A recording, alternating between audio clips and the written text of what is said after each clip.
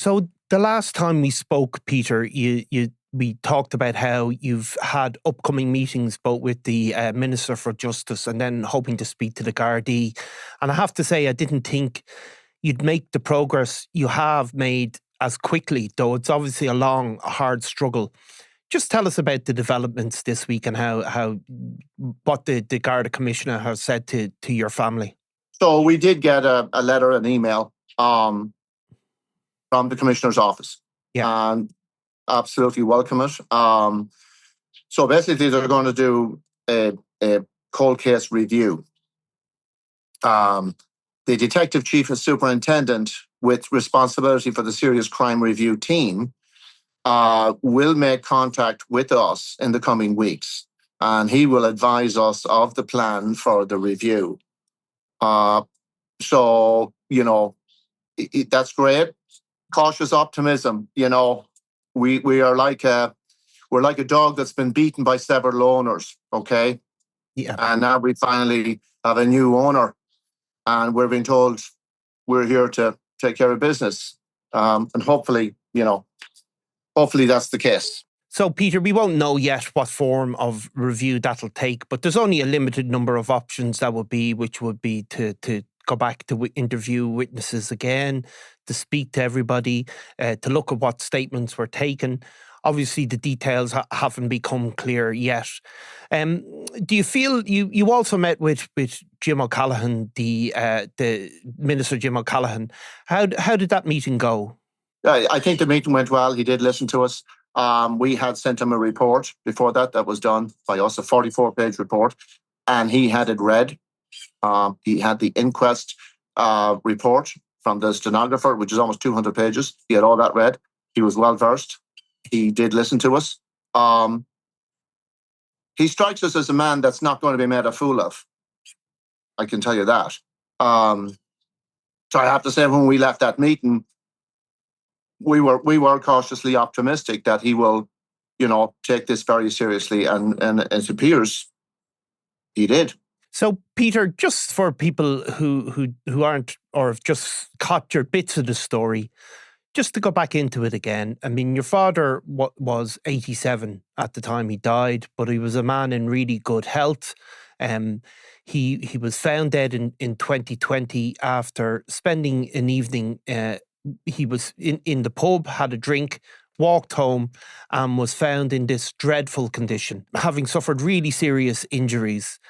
What led you to suspect that foul play was what had caused his death? I think it was initially my brother and my sister and my sister-in-law who were at the scene, the first three people. They all said that they thought it was staged. The arrangement of items around his body were certainly suspicious off the get-go, and plus the injuries to his body. Socks and shoes were off. His overcoat and blazer were tucked up underneath his arms and shoulders, folded. His watch was off to one side, broken in two places, but yet left neatly parallel to each other, both straps. His tie was taken off over his head, still in a loop, covered in blood. But his collar was perfect. So there was a number of things that alarmed them from the very get-go that seemed quite suspicious to them, and staged is the word they used. And of course, there was a mop bucket filled with bloodied water as well next to his body. There was indeed, yeah. We never got an explanation for that. There was also a blood-soaked towel found beside it, a small, bathroom towel. So obviously, Peter, somebody who would come across that scene would instantly think, is foul play an issue here? But obviously, what did happen then was that certainly after the initial investigation, your family were told that he could have died of a heart attack, which seems hard to understand then how, his clothes would be removed and some of the injuries that he suffered would have happened in that manner. So, yeah, I mean, we were led to believe that there was no foul play based upon a false premise, I should say, that being the autopsy results from the hospital pathologist. We were told by a senior Garda in charge initially that there was no injuries on our father's body that were consistent with him being the subject to any assault. It took us years, but eventually we saw the photographs, and obviously they were shared on the Sunday World.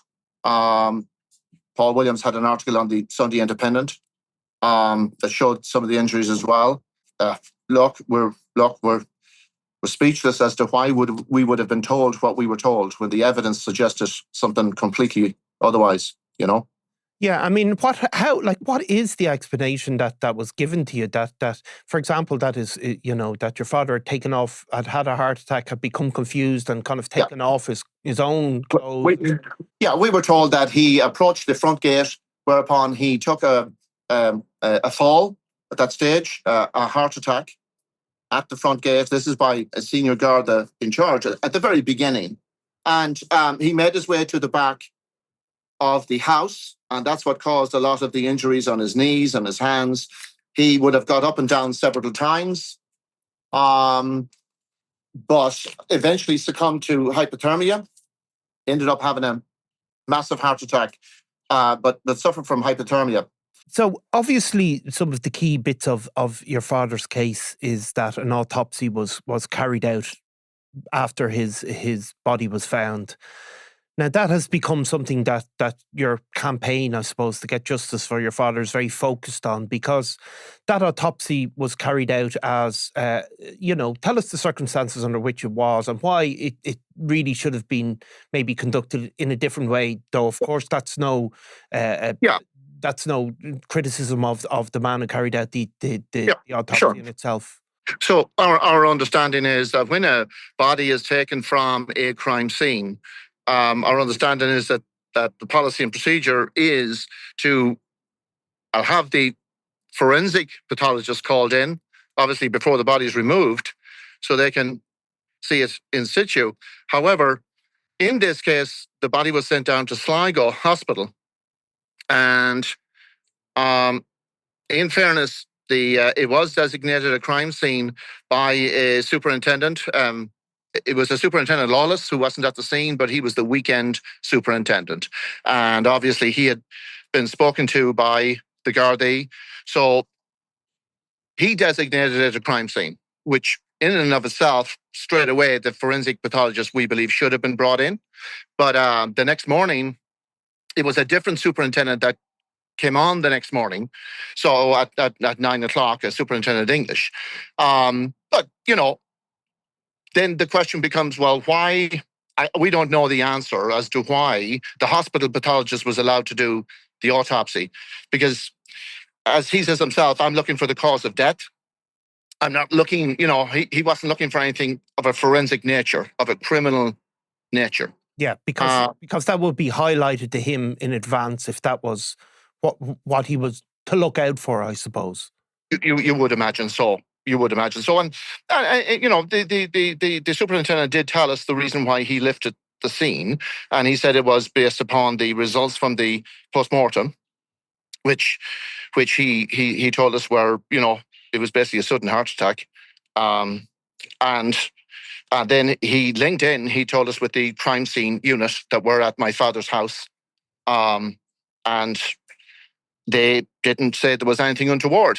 Yeah. So we have to take that at face value, And he said then he had a personal examination of the scene himself. So on the face of it, to us, everything seemed kosher, we'll say, As time went by, we learned a lot of different things. So, And obviously, Peter, underlying all of this is, what would be a motive for somebody. And, while nobody can know that at this point, certainly there was local rumours about your father inheriting a lot of money, rumours that weren't justified. Tell us a bit about the circumstances about which this rumour started circulating locally. Back in 2010, so 10 years prior, my father's cousin died, and he had come into quite a bit of money for the sale of 3 acres of land in Longford town. And he got 2 million for 3 acres of land. That was sold at the height of the boom. Yeah. And the poor man died shortly, afterwards. He died in 2010. But The rumor did go around that my father and his brother, the only two heirs, would have got $1 million apiece. I suppose sure that's the natural thing in Ireland, right? And it is, and probably other countries as well, Peter, I'm sure, but definitely in Ireland anyway. Yeah. Well, unfortunately, it wasn't actually the case. But we weren't aware that this rumor was out there owing to the last few years. And obviously, when we heard that, we thought, wow, well, that's interesting. But we don't think it was robbery as such, because they would have robbed him and left. So that's why we think it more than likely was extortion. They were trying to get money out of him, real money. And we think it may have been to satisfy somebody else's, bills for that racked up for gambling is what we think. And again, that's up to the new team to look into. And from everything I've been told, this new team coming in, if you're the bad guy, you probably don't want these guys following you.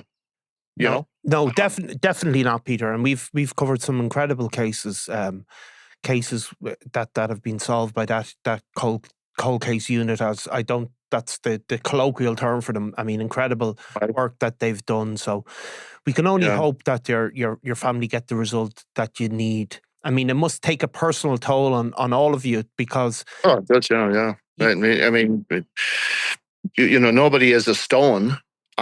You can't go through this. You're not the same person you were, nearly 6 years ago. But we are committed, absolutely committed to the very end on this. And, we're not going to stop. And we're not, we still want an exhumation done, a forensic pathology done. And we're cautiously optimistic, but, we have been knocked down several times. So when people tell us, so these are the guys, we want to believe that. We definitely want to believe it, and the proof will be in the pudding, Yeah, and it just shows you what an ordinary family can achieve with just persistence and going about things the right way. So we can only wish you the best, Peter, and hope, and we will continue to update the story as things develop. Thank you for speaking to us, Peter. Thank you, Niall. Thank you. Take care. I'm Nicola Tallant, and you're watching Crime World, a podcast about criminals, drugs and the underworld in Ireland and across the globe. Make sure you subscribe to our channel and turn on notifications so you can be the first to watch all our latest episodes. You can also listen wherever you get your podcasts.